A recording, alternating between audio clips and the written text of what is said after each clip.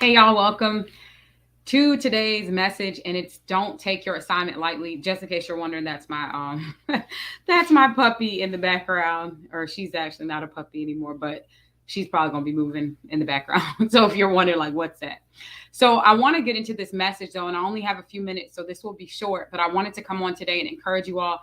I love these seasons where I feel like God is just pouring out so much. And oftentimes it comes when we allow ourselves to be in that place of consecration, that place of quiet, that place of just waiting and trusting for God's will. I feel her behind me. So in that place, I promise you, if you've been feeling stagnant or feeling like God's not speaking to me, consider having just a season of prayer, a season of fasting, a season of pulling away. Go through a season of consecration as you feel led, because I promise you, God is speaking to us as long as we quiet our surroundings and quiet the distractions to hear. So I want to encourage you all with this message today. If you have been hesitating to step out, if you've been hesitating to really step into the assignment, the area that God has called you to, and usually I would give you all a break so you can go find the word, but because I don't have a lot of time for this video today, I'm just going to tell you it, but you can go back and check it out. I'm reading out of Ezekiel today, Ezekiel chapter 3. And this was so encouraging because I know that feeling. And even if you go to Jeremiah 1, when God was calling Jeremiah to be a prophet, and he's like, me, God, I'm just a youth. I don't even know what to say. And God spoke to him, don't worry about their faces. I'm going to send you where you need to be. I'm going to put my words in your mouth. And so for some of you, where God has called you, even in the area of ministry, in many different areas, I believe that as believers, he's called us all to minister and go out into all the earth and spread the good news. So I do, sometimes it can be frustrating or it can be tough, because just because everyone says they're a Christian and they're a believer, it doesn't mean they are. So when you are putting yourself out, you might get negativity. I get emails and things and people saying things, and it can be disheartening, and it can have you questioning your call. It can have you questioning where God is leading you. But I'm going to tell you today why it's so important that you take heed to the assignment that God has for you, the assignment on your life. Now, this is chapter 3 in Ezekiel, verse 16 is where I'm going to start. And this is at the end of the 7 days, because he went to the captives of Tel Aviv 7 days prior, and he brought to them what he needed to bring to them at that time. So I'm coming up because he's talking about at the end of 7 days in verse 16. The word of the Lord came to me saying, Son of man, I've made you a watchman to the house of Israel. Whenever you hear the word from my mouth, then warn them from me. This is God speaking to him. When I say to the wicked, you shall surely die, and you don't warn them, nor speak to warn the wicked from his wicked way, that he may live, the same wicked man shall die in his iniquity. But his blood I will require at your hand. Yet if you warn the wicked, and he does not turn from his wickedness or from his wicked way, he shall die in his iniquity, but you have delivered your soul.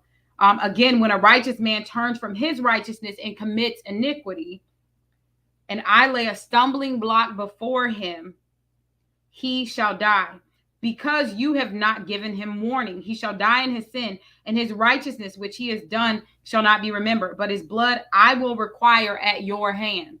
Nevertheless, if you warn the righteous man that the righteous should not sin, and he does not sin, he shall surely live, because he took warning, and you have delivered your soul. And I hope this is making sense, because sometimes I want to just come on and like share the message with you all, because I hope like everyone that you're able to follow along. But again, if it's not making sense, read Ezekiel for yourself. Ezekiel 3:16. Basically, what God is saying to him is, look, I'm giving you insight.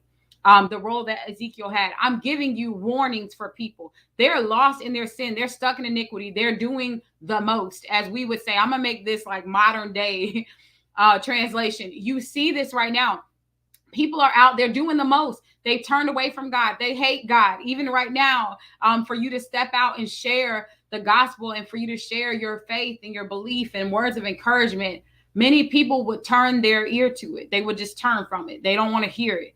And that's a season, like that's a place that he was in, where God is telling him, look, I'm warning these people because I don't want them to die in their iniquity. I'm giving you the words. I'm telling you what to say. I'm telling you what to do. I'm telling you how to show up, because by your obedience, these people will now have the opportunity to live. We know the wages of sin is death. We know that there are people walking around every single day and they're dead on the inside. They're stuck in sin. And many of us can relate to this ourselves, where you've been a slave to something. I know there were so many things that I was so caught up in, and things that made life trash. It's like no joy. Like when you're addicted and stuck on things and people and obstacles. So he's saying, look, I'm giving you, this is to Ezekiel, the gift. And this is to you. Many of you, you have been given the gift of prophecy, or you've been given a gift to encourage or edify or uplift, or wherever God is calling you. And you may have found yourself in a place of hesitating to share it because you think it's going to be no big deal. Well, let me tell you, there are souls at stake for your obedience.